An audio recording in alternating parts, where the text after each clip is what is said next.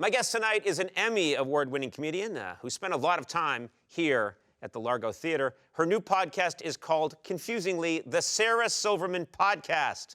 Please welcome, in person, get out of my camera! Please welcome.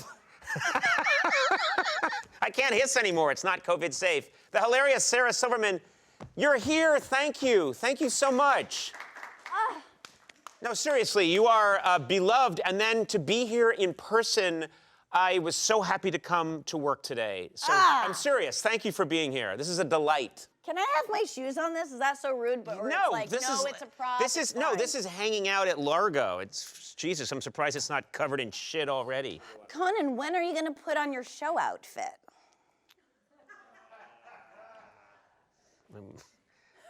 So cruel. That's my Norman Fell. Yeah. Oh my God. My favorite thing is he'd say something. The camera's here, and he'd do a slam on Jack, like, yeah, you're such a fair, you could probably float there, and he would look there for, I don't know, 30 seconds. Loved it. What a great man. It's almost what I just did to you. I'm in reference. Almost. But it was a little different. First of all, thank you for saving Largo. Well, you know, someone had to. This theater was crumbling, falling apart. And as we know, this is one of the favorite theaters of all the cool comedy people in Los Angeles, and run by a genius. We call him Flanagan. Yeah, Flanny's been keeping the theater going, and we've been working with this guy, and man, does he talk. Now, I'm highly suspicious of most of his stories because they always involve a very famous, iconic rock star. And it's always like, I was in a hot tub with Bob Dylan.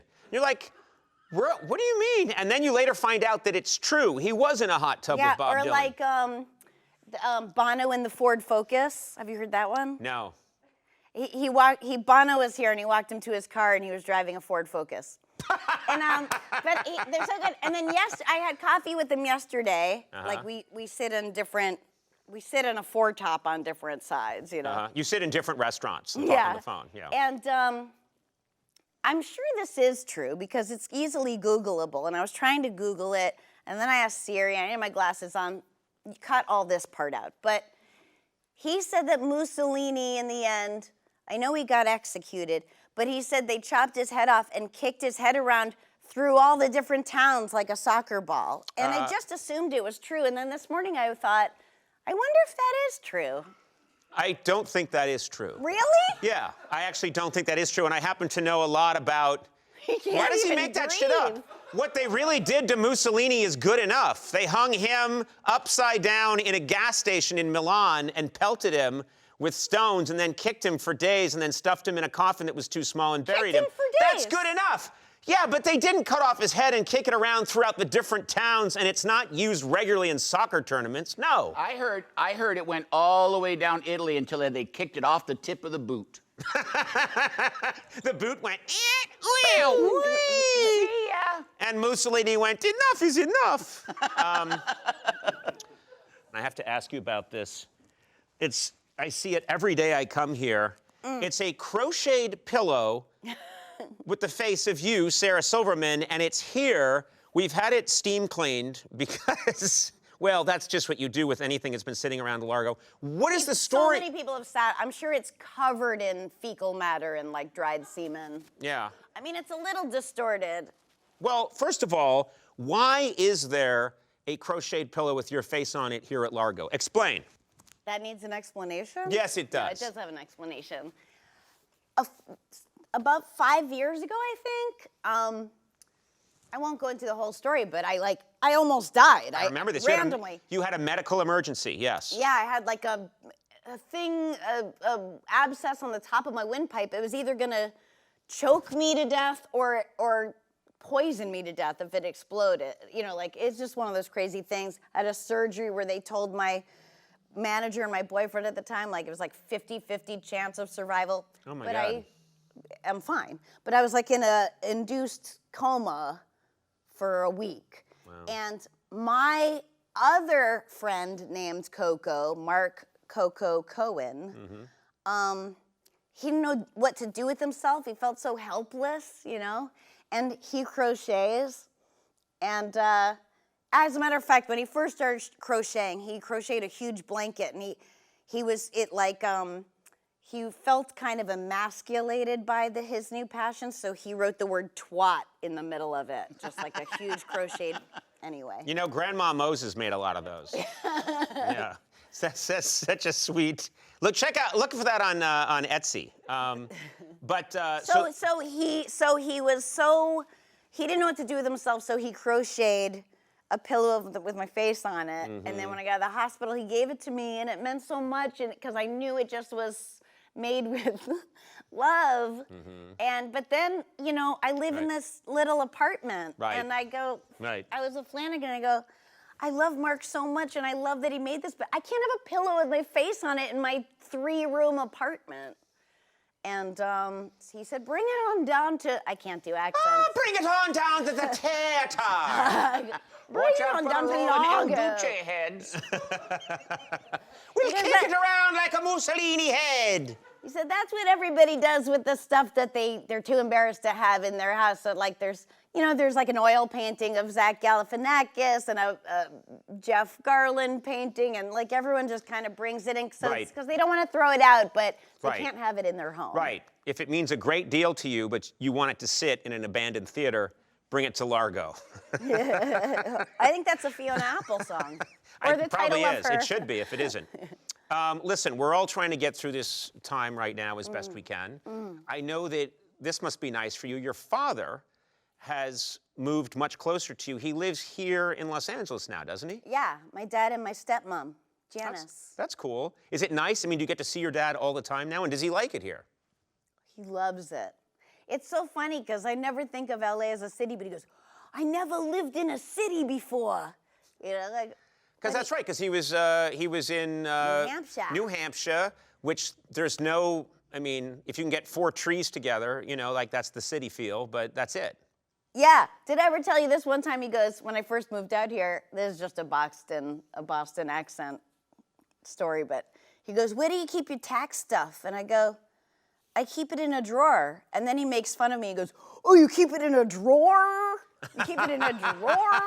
And I go, yeah. He goes, how do you spell that?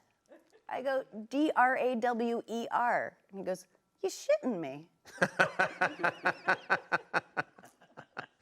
No one can speak correctly. And he rides a little, he's got a little, like, adult tricycle. What? You know those, like, adult tricycles? No, I haven't seen that. He won't get a rascal because that's what old people ride. Right. He loves his tricycle. Right. He doesn't want to be humiliated by riding a rascal, so he got a big tricycle. Yeah, and decorated it.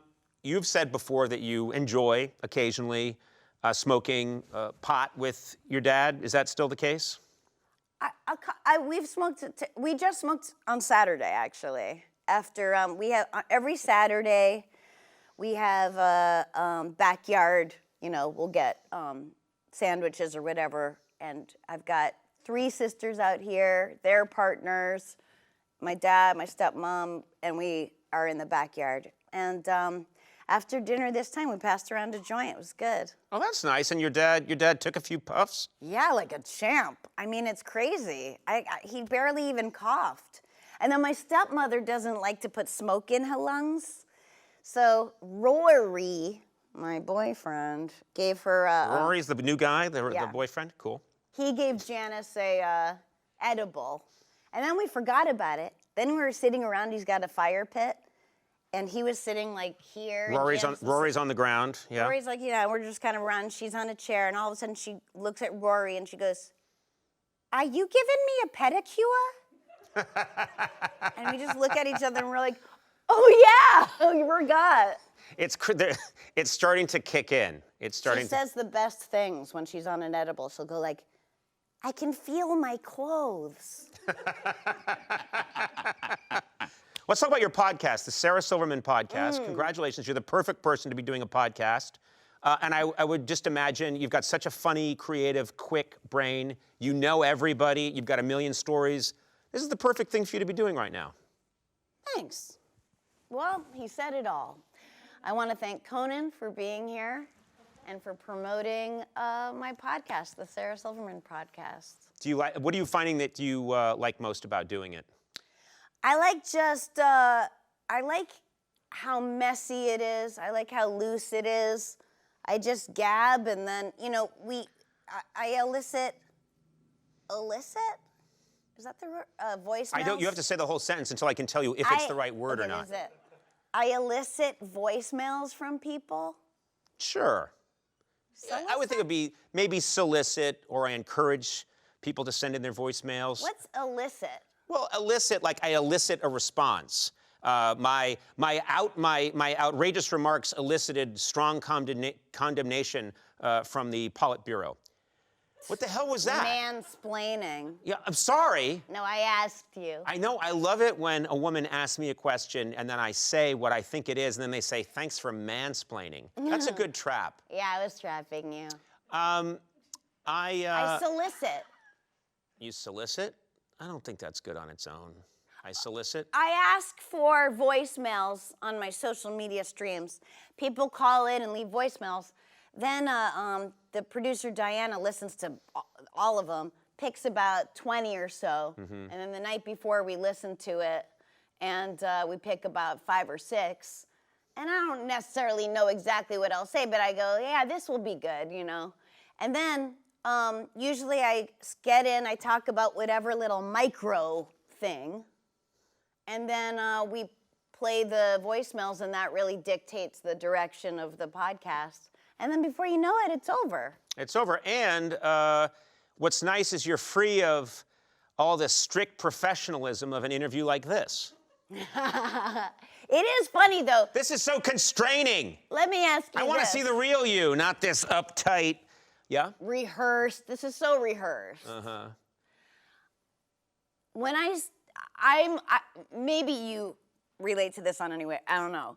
When I started the podcast, I thought, I knew it would be a learning curve. It's a new medium, but also I've been a public speaker for for decades, right?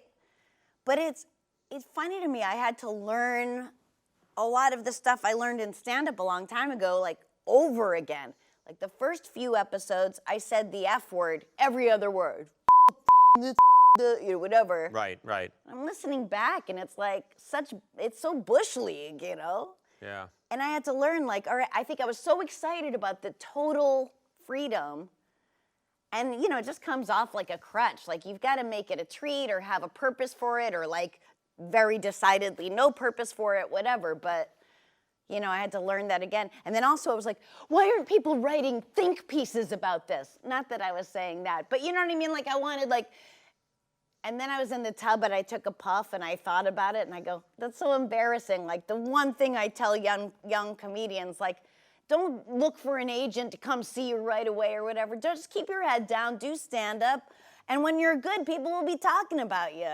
And I went it's this ridiculous epiphany that I know better. So it's just